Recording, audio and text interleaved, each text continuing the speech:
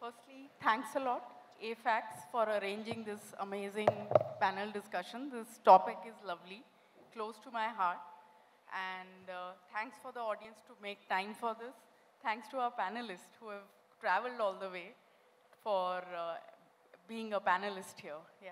So thanks. And before we begin, wanted to give you a little background about what the session is all about and, what's happening in the customer experience world today.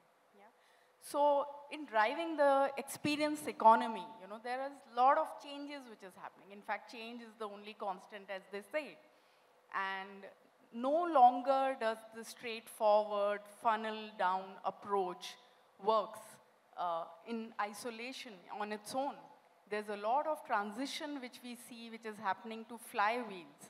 And when I say flywheels, what does it mean? It means your customers actually become your advocates. They are the ones who are creating leads for you. They are helping you in getting more and more acquisitions. And it's very interesting and important how you retain them, how you make them as your advocate, and you generate more and more brand growth. Yeah? So here, like we know, we have 4 lovely panelists, and I'll be posing some questions to them.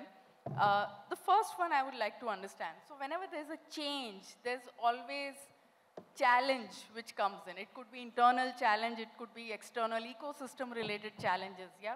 So my first question is to Mr. Sagar Das, and I would like to understand, what are the kind of challenges which you have seen, experienced, and maybe even now experiencing, moving from the straight funnel approach to flywheels in your category, in your work? So we started both the automotive companies 3 years before, 3.5 years to be very, very precise. Initially, the idea was we are always in the concept of flywheel because the auto tech platforms where people come and research for the cars, the vehicles, take large amount of time to kind of decide what car to buy. And the auto stack is so huge that not only car buying journey stops and my platform stops. The ambitions are how do you connect those dots to the next level of the consumer journey for the ownership. So, but initial 2 years we focused on the top of the funnel. That is how we did not focus on the loyalty, retention of the customer. Retention was there, natural retention which was there. After 2 years, we started focusing back. That means it requires a cultural shift in our mind as founders. It was always been there, but it requires a cultural shift within the company to kind of connect marketing, product, tech, which is very, very important for us, and then sales and customer success. That's a cultural shift that we did. Then anything that we're doing right now is towards the engagement, retention, and returning visitors into the site. That's what, it took a bit of time for us, 2 or 3 months, but now we are back on track and focusing more on towards this. The challenge is nothing, but this is an existential question. If I'm not doing this, then I'll not be retaining for a longer period of time. That's very interesting. I like what you said. There is a cultural shift which is needed. The mindset may be there, but the cultural shift is needed for sure, for everyone, not just the people sitting on the top. And in the process, I'm sure a lot of challenges do come. It's not easy to make everyone orient the way, the way you want to function. And my next question is to you, Sai. Policybazaar, when it came, was a disruption in itself, and it changed the way insurances and everything got sold. So where do you think, have you faced challenges when you're shifting this mindset, shifting the way you function when it comes to your brand growth in the experience economy? So, hi. So, I think we never had to shift at all because in a category like insurance, the product itself is experience. So, unlike maybe a Mercedes-Benz, which when you buy the car, then you buy the product. But, and you might want to take a selfie with it and put it out on social media. But you would never see that happening in insurance category. When you buy an insurance product, you would never take a selfie with it and put it up and flaunt to people. So the experience is the product. When I say experience, it is the buying of the insurance, and also the claims. Claims is the biggest product truth. So therefore, the shift in mindset was not required at all. I'll give you an example. Um, if even before Policybazaar existed, the biggest source of anyone buying insurance would be your father's best friend. So, which means that someone who has had a good experience will recommend you. So therefore, the product itself, so that's why I'm saying that the product is experience. The only thing that we have changed is that, you know, earlier everyone used to go door to door to sell insurance, but now Policybazaar is, as you rightly said, disrupted, and, you know, from a push, it has become a pull category. So once it become a pull category, our job is how we use digital to seamlessly create a complete customer experience at the time of purchase, at the time of servicing the purchase, at the time of fulfilling the claim, and also at the time of, and that is the point when we also create our recommendation engine of you know, complete the entire flywheel concept that you spoke about. When we tick mark all these boxes, then automatically we have a strong recommendation engine. Like for example, these numbers are not new for anyone. The biggest test for us that is the flywheel model working or not is the persistency. So in insurance, that is the biggest indicator that if a persistency is great, like for example, for any of our products, we have a higher than benchmark persistency, which means that somewhere all the tick box are working, but it is a complicated product. Claims is not easy, so you might, because what happens is that, you know, it's a double-edged sword, because at times the consumers themselves don't give all the details, and at times there is a challenge at the insurer end also. So it is a very tight rope. So, and also we have realized that you might do 100 right claims, but that one bad claim would be dialed up more and more. So, so I think it is about that. You know, in a nutshell, that for us, the product is experience. So it is nothing new. We don't have to change the mindset. Very well said. In fact, you're so right. It's experiences, different touch points. And I like what you touched upon in terms of referrals, recommendations being one of the key for you, right? In fact, that takes me to the next point, which is when we make changes in the way we approach business, the way we approach working, there's also a need to measure our success, right? And because all four of you are from different categories, from handling different kind of businesses, I would like to understand, you know, what is the metrics, what are the KPIs basis which you decide that yes, my brand growth is happening. So my next question is to Mr. Sagar, and I would like to understand a little more from you, because your target audience is very different and your platform is different, not typical. So how do you measure? Yeah, so as a platform, why people are coming here? So there are three things that we're trying to solve. Sorry, can you hear? No, I think. Hello? Yeah. Yes. As a platform, we solve three problems for the consumers as an aggregator automotive platform. What to buy, where to buy, and how much to pay for it. These are the three problem statements. And we know during the journey of, and the problem statements are different kind of journey happens at different levels. So while we're solving what to buy, we know that retention of the customer for a longer period of time on the web or app is extremely important before signing up for a lead. I'm not just a platform where people come, sign up, drop a lead, OTP verified, bang on to the contact center, they harass the person till the last mile. So my lead will be very authentic only when people have spent time. The returning visitors are incrementally increasing month on month basis. Third is what type of content they're consuming on my platform. For a particular car like a Kia Carens, what kind of content within my site they are consuming, what kind of photographs they are looking at, Today, with all those data and huge amount of data that we collect and take some kind of actionables, we're not 100% there. We're working on this. Also, we can easily tell that which color of Kia Carens he is going to buy. Not up to that label of detailing is there.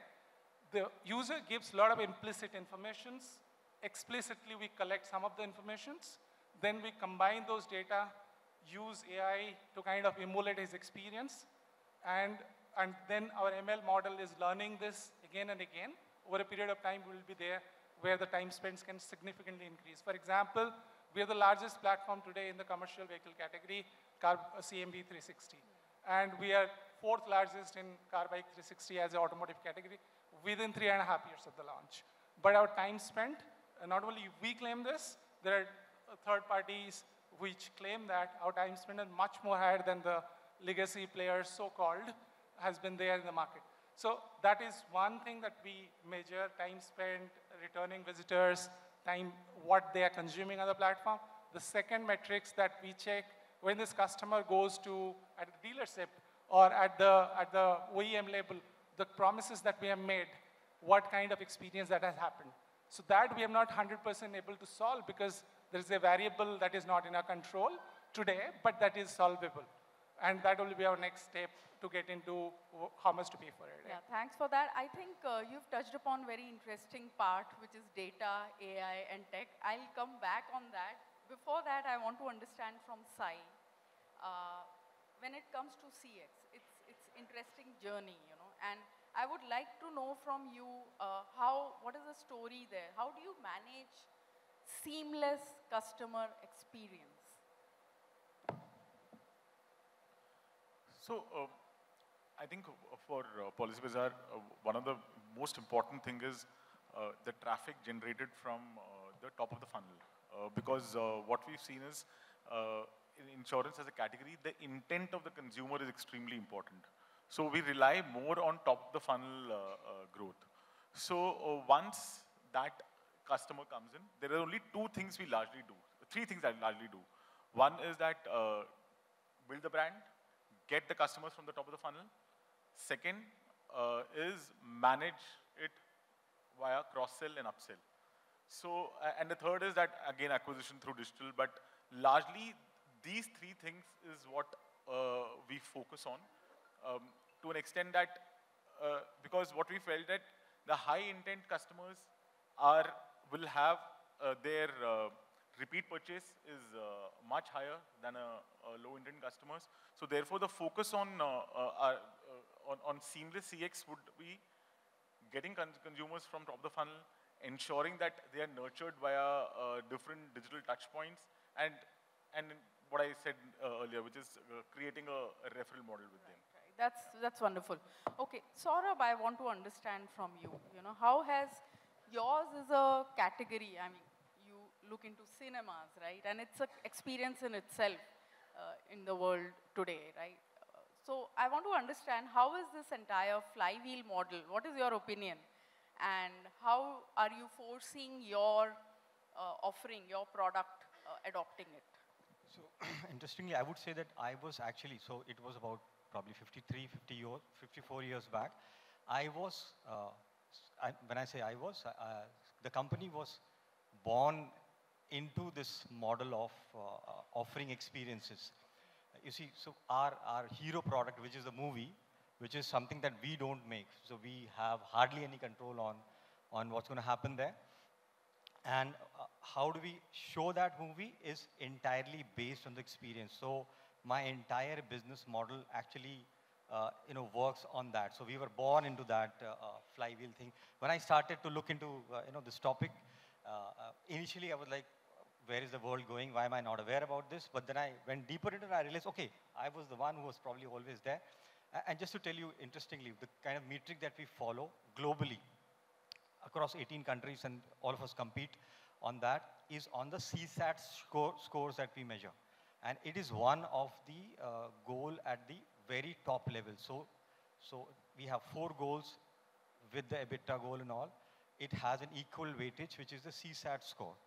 And people end up making or breaking their careers or making or breaking their banks basis the CSAT scores that those countries or those cinemas or those people actually end up doing. And for that, we create an entire bunch of touch points, the way the people are coming in, how are they being treated, so namaste at the entrance.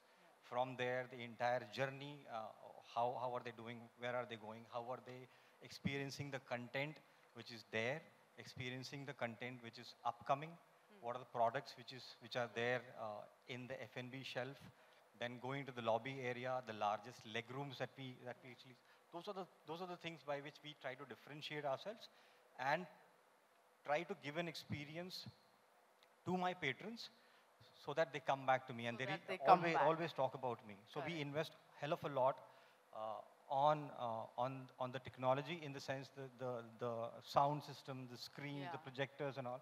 So 60% of my investment will go into the DNA of the experience that is and you're so right. Cinema is just a part. It's F&B. It's the whole experience as you enter. So it's hell of a lot. Yeah. So Amrit, coming to you, yours is a very experience-led entire process. Right from understanding, considering, experiencing at the sales point. Then, of course, ownership is what I would call, and beyond that. So how do you see entire advocacy and retention, customer retention, as going in favor of you as we evolve in the flywheel model? No, thanks, Gitika, for the question. And hi, everyone. I see a full house here. Now, all of you would remember your first car. Whenever you bought your first car, what was the color of it? What interiors you wanted in your car. So our, Gitika, as you rightly said, is very experienced and very personal as well. And what we realize is that in this journey, when you're buying your car, while on one hand, marketers, we always want to influence the funnel or influence in the flywheel and do those things. But in our case, and more so in our category of luxury automobiles, it's very, very important to support the consumer. So while we are influencing on one side, we have to also support the consumer through the whole process, because he's getting influenced from several places. And when he's getting influenced from several places, is he getting the right support? Is he getting the right information or not? And there, what helps us at Mercedes is, number one, to uncomplicate the whole problem, okay? So let's say, typically, when we look at the funnel as well, and I talk about the funnel first, because typically when you look at the funnel, everybody cares for that last KPI, revenue at the end of the month, or number of cars sold at the end of the month. And that's what all of us in the end as business guys care about. Now let's say at Mercedes we sell 2,000, 2,500 cars a month, okay, at an average volume of 20,000 a year, which means to sell 2,000 cars, how many people do I need to reach out to? 25, 30,000 people at a 10% conversion rate.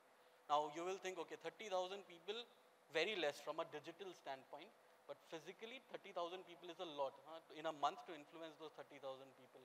So our funda is, let's uncomplicate the whole problem. 30,000 people, I have 100 touch points across the country, roughly means what? 300 people in a month needs to be dealt at all these touch points. In a day, what, 6, 7 people? So once I know, okay, it's 6, 7 people per day at one touch point that I need to deal with, and I have all those touch points and people at all those touch points in tune with what we want to say centrally, I think that's how we give this flywheel experience. So we break the funnel down and convert into a flywheel by using all our touch points, all our people. Second thing that I want to say is, someone said culture, and culture shift is very important when you move from funnel to flywheel. But business has to support culture as well. If business doesn't support culture, then we're in a rudimentary world, somewhere in our own sweet world where we talk about cultures and then business is going its own sweet way. And at Mercedes, we made one fundamental business change to support culture, okay? And the culture was that customer has to be in the center. That was the culture, that customers always first, customers in the center. And we made one fundamental change. It was a couple of years back where we said no dealers anymore, okay? So one day in 2022, we said we don't have dealers in India anymore. Wow. Yeah? And we'll sell directly to the consumer. And that's what we did. So Mercedes in India does not sell via dealer. We sell directly to the end consumer. Of course, we have dealers who are now called franchisee partners, and their job is not negotiating with the consumer on the car prices, not haggling on those things, but instead give the experience to the consumer, because it's on the experience that they sell the cars. The prices are defined centrally by us. If there's an offer, it's defined centrally by us. Inventory is defined centrally by us, so they don't even need to haggle for a orange car with a red interior or a white car with a beige interior. They don't need to do all of that. So we made a fundamental business change that would support Flywheel in a way, consumer experience in a way, and that's how the culture shift happened. Now if you go visit any of our centers, the discussions are very, very customer-led. What do he want? When does he want it? What is his personal preference? How can we make that difference when he takes the delivery of the car so that he feels great about it? It's a great occasion. Yeah. So those are the discussions that happen, and that's how we define this whole fundamental shift from funnel to Flywheel in the complicated business that we are on selling our car. Wonderful, wonderful. I know, and like you said, it's an experience which just stays in your mind. So, great. I would like to ask another question to you, which is, Sagar was mentioning about collecting data, using tech. So do you also use tech, AI to your advantage in fine-tuning these journeys or creating memorable journeys in any way? Okay, for sure. Tech is extremely critical to use, but again, in uncomplicated manner is my personal feeling. We have to uncomplicate it and then use it. And also other key aspect is, can we use tech real time? Okay, can we use it then when the moment is, and not wait at the end of the month for the report to come in and look at dashboards and then take corrective actions, because then the customer is already gone, he is already in his world and you have lost him. So there, for example, and Gitika, you are also here, we run, every auto company runs this. People who are in the audience and work for auto companies or are servicing auto companies would know that typically in auto we do a survey which is called CSI, Customer Satisfaction Index. I think it's in other industries as well. And Ipsos runs the CSI survey for us. But what we made as a fundamental change again in that survey was that let's not run the survey again so that it can be shown at the end of the month in my board meetings, etc. But rather we now have alerts on the survey, which is red, yellow, and green. So if a customer responds, there's a, if he is negative, there's a red alert that goes immediately to the last touch point, to the last consultant who has interacted with the consumer, so that he can solve the problem then and there, rather than waiting at the end of the whatever, at the end of the month. The other thing, for example, and that is what was worked for us, to make tech real time. For example, I have my colleague sitting here, Anjali, who's in the audience. She manages social media for Mercedes-Benz, and there with her, my funda is if somebody complains on Twitter, and people complain, on Twitter they'll complain, cars are mechanical, it's Mercedes, but it's still a mechanical product and they have some issues, etc.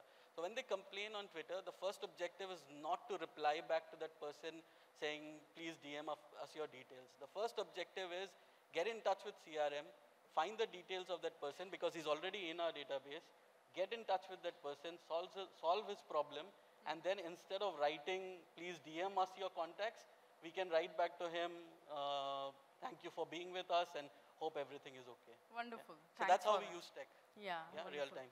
So with this entire customer experience, something which is very critical is also to build empathy somewhere, and we use, different businesses I've heard we use different ways. It could be dealers, it could be customers themselves. So I want to understand from Sagar, do you also have any kind of empathy built in? It could be in form of storytelling or any kind of testimonials. So it's extremely important that what information that we're giving on the platform, and we are responsible for those informations.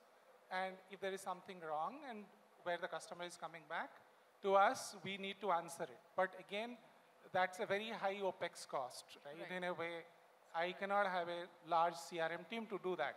There also, we do multiple stuff in terms of making sure the customer experience is not divided, as well as the CX cost just doesn't overshoot. So we have predictive analytics into it.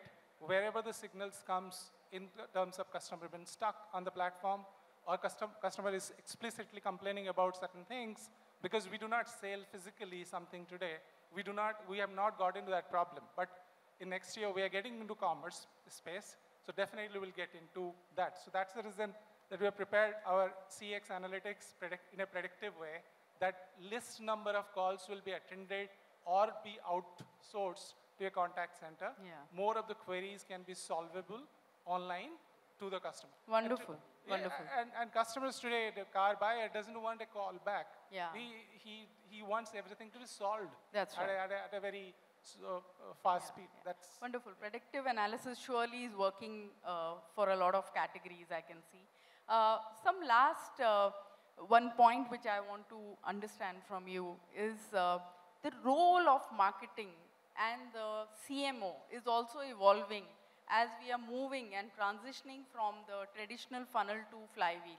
So, Saurabh and Sai, I would like to understand from you, Saurabh, what do you think are the two skills or the two things which you think the CMO needs to adopt or keep in mind when it comes to this transition? I think the first skill, if I have to say, because we need to develop that, would be the mindset that of being a tea professional. Not like, so there has to be a depth for the marketing that he does. He has to be good with that. But again, the tea, he has to be aware or he has to really be a master of many other traits, which is also happening. Because it's not only about communication the way it's going forward now. Yeah. It has to be about the way the product is getting developed, how it is getting developed, the way it used to happen in funnels, that by having a certain information about the product or something which is marketable, you can actually highlight that and take that home. But nowadays, everybody in the marketing team, whoever is facing the customer, they have to be aware about much more about the product when it is being developed, its engineering, what is the thought behind it, all those things, they have, even to that level, they have to be aware about. That's the, I see that to be a tea professional which needs to come up. And that's a skill which is, has to come up. Wonderful. Sai, any thoughts from your end? I think, What is that one or two skill which the CMO needs to sharpen? First is CMO, it's not changed for me personally, which is we need to think like the consumer more than, and we spoke about empathy in our communication and all, empathy should be more about, more towards the consumer, what exactly what he wants, thinking more like a consumer. That's, we need to sharpen and hone that skill more than anything else. While, technology, performance, ROI, all these are given, but, thinking and thinking like a consumer is one of the most important things. And largely also that the fact that, one skill which everyone should really pick up and start embracing is AI. Yeah. Because that's, it is not a fad. We are living in that era, and it's the sooner we embrace it, the better it is. No, so right. In fact, AI is kind of disrupting everyone's world, including for us. I am into market research, and yes, AI has disrupted. In fact, it's lovely to have all of you and your opinions, so thank you so much. Thanks a lot. And I think some very interesting points have come up. I'm sure the marketeers here and the audience here has picked up a few things which they'll soon put into practice. And just to say, we are one of the leading market research agencies, Ipsos. In fact, I also have Balaji, who's leading customer experience work at our end. So if anyone wants to get in touch, please feel free. And thank you so much.